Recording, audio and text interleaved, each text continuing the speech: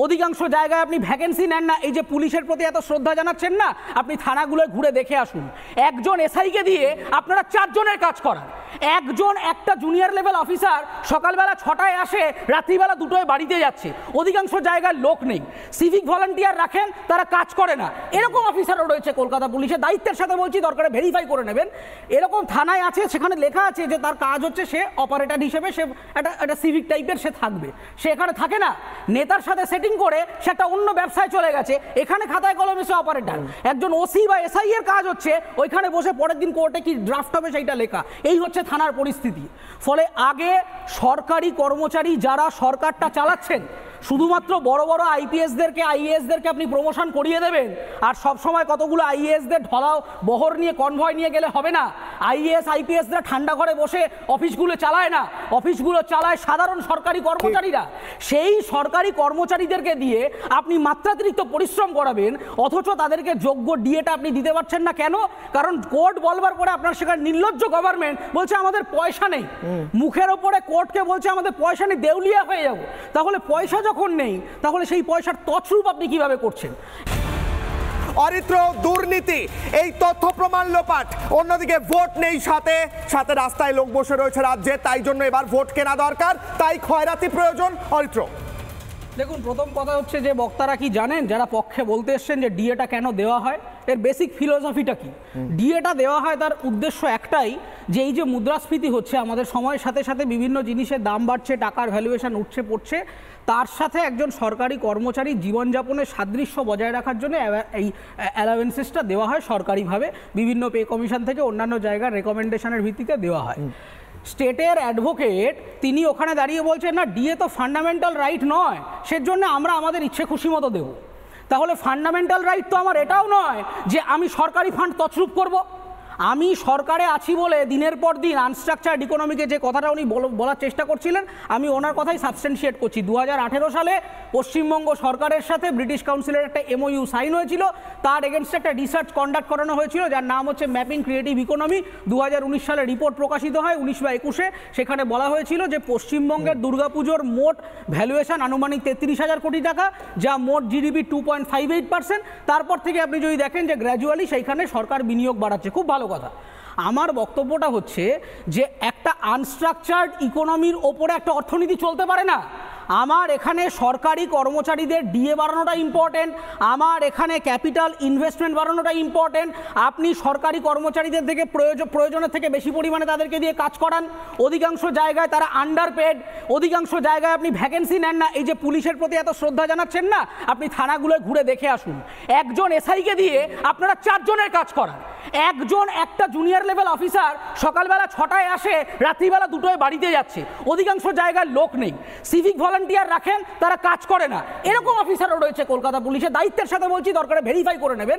এরকম থানায় আছে, সেখানে লেখা আছে যে তার কাজ হচ্ছে সে অপারেটর হিসেবে, সে একটা সিভিক টাইপের সে থাকবে। সে এখানে থাকে না, নেতার সাথে সেটিং করে সে একটা অন্য ব্যবসায় চলে গেছে। এখানে খাতায় কলমে সে অপারেটর। একজন ওসি বা এসআই এর কাজ হচ্ছে ওইখানে বসে পরের দিন কোর্টে কি ড্রাফট হবে সেইটা লেখা। এই হচ্ছে থানার পরিস্থিতি। ফলে আগে সরকারি কর্মচারী যারা সরকারটা চালাচ্ছেন, শুধুমাত্র বড় বড় আইপিএসদেরকে আইএএসদেরকে আপনি প্রমোশন করিয়ে দেবেন, আর সবসময় কতগুলো আইএএসদের ঢলাও বহর নিয়ে কনভয় নিয়ে গেলে হবে না। আইএএস আইপিএসরা ঠান্ডা ঘরে বসে অফিসগুলো চালায় না, অফিসগুলো চালায় সাধারণ সরকারি কর্মচারীরা। সেই সরকারি কর্মচারীদেরকে দিয়ে আপনি মাত্রাতিরিক্ত পরিশ্রম করাবেন, অথচ তাদেরকে যোগ্য ডিএটা আপনি দিতে পারছেন না। কেন? কারণ কোর্ট বলবার পরে আপনার সেখানে নির্লজ্জ গভর্নমেন্ট বলছে আমাদের পয়সা নেই। মুখের ওপরে কোর্টকে বলছে আমাদের পয়সা নেই, দেউলিয়া হয়ে যাব। তাহলে পয়সা যখন নেই, তাহলে সেই পয়সার তছরূপ আপনি কিভাবে করছেন? একটা ইন্টারনাল অডিট রিপোর্ট প্রকাশিত হয়, আপনি দেখাতে পারবেন গভর্নমেন্টের প্রপার অডিট হয়। গভর্নমেন্টের অপারেশনটা কি? প্রত্যেকবার যখন বিভিন্ন জায়গায় ভোট হয়, আপনি একদম সঠিক জায়গাটা ধরেছেন, ধরুন পঞ্চায়েত ভোট। পঞ্চায়েত ভোটের সময় কি করবে? আচ্ছা, এখানে আমার কিছু লোককে ভুল বোঝাতে হবে। অন্য একটা ফান্ডের টাকা দেখবেন, যখনই লক্ষ্মীর ভান্ডারে টাকা বিনিয়োগ হচ্ছে, মিড ডে মিলে গোলমাল শুরু হয়ে যাচ্ছে। আবার মিড ডে মিলে যখন বাড়ছে, কন্যাশ্রীর টাকা ডিসবার্স হচ্ছে না। আবার কন্যাশ্রীর টাকা যখন বাড়ছে অন্য জায়গায়, তার মানেটা কি? এখানে হচ্ছে একটা ফান্ডের মিসম্যানেজমেন্ট। এখানকার টাকা নিয়ে এখানে দিচ্ছি, যখন যেখানে ভোট আসছে, মিউনিসিপ্যাল ইলেকশনের আগে দেখবেন শহরে দুয়ারে নির্দিষ্ট কিছু প্রকল্পে আসছি। হঠাৎ করে টাকা অনিরুদ্ধ বেড়ে গেল। বাবু, হ্যাঁ। আজকে দুয়ারে পাড়া দুয়ারে সমাধান প্রকল্প করেছেন, খুব ভালো কথা, কিন্তু সেই সমাধান প্রকল্পে যাবো কি করে? রাস্তায় তো গাড্ডা মশাই। আজকে প্রত্যেকটা জায়গায় একটা বাচ্চা মারা গেল, একটি বাচ্চা ডুবে মারা গেল, আপনি দুয়ারে পাড়া দুয়ারে সমাধান করছেন, সমাধানটা কিভাবে করবে? আপনার সরকারি অফিসাররা আসবে কি করে? রাস্তা নেই।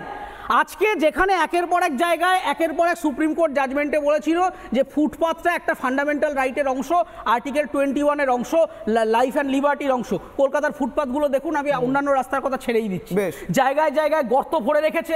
এবার যখন জিজ্ঞাসা করতে যাচ্ছি পিডব্লিউডির অফিসে, বলছে দরমশাই কাজ হবে না, লোক নেই। লোক নিতে পারছো না তুমি, লোক নিতে পারছো না, টাকা থাকবে কি? টাকা তছরূপ হয়েছে। একের পর এক সরকারি প্রকল্পের টাকা মাঝখানে মিডিলম্যান এজেন্সি এইগুলোকে ঢুকিয়ে টাকা তছরূপ করছে।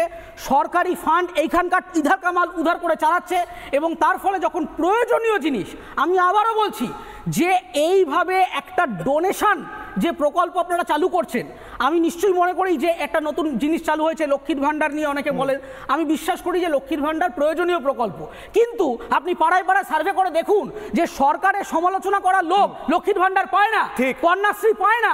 যে পরিবারের লোক সিপিএম করে বা বিজেপি করে বা অন্য কোনো পার্টি করে, সেই পরিবারের লোক দুয়ারে সরকারের ক্যাম্পে এন্ট্রি নিলে তাদেরকে টোনটিটকারি করা হয়। ফলে আপনার প্রকল্পগুলোর মধ্যে স্বচ্ছতা আনুন, নিরপেক্ষতা আনুন, এবং আপনি আগে সরকারি কর্মচারীদের যোগ্য মাইনাটা দিন, যাদের রক্ত জল করা পরিশ্রমের উপর দাঁড়িয়ে সরকারের এই এত বড় কাঠামো চাইছেন, তাদের যোগ্য পেমেন্টটা দিন আগে।